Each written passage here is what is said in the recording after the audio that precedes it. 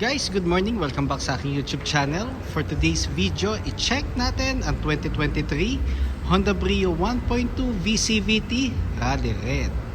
So guys, ito yung base model or entry level na automatic transmission ng ating Honda Brio.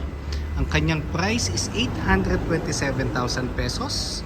So tour ko na kayo ngayon guys sa ating featured unit for today. Sa front portion guys, so ang mga changes dito, meron na siyang daytime running lights, tapos naka halogen headlights pa din naman. Yun nga lang, wala ng fog lamps yung V variant natin.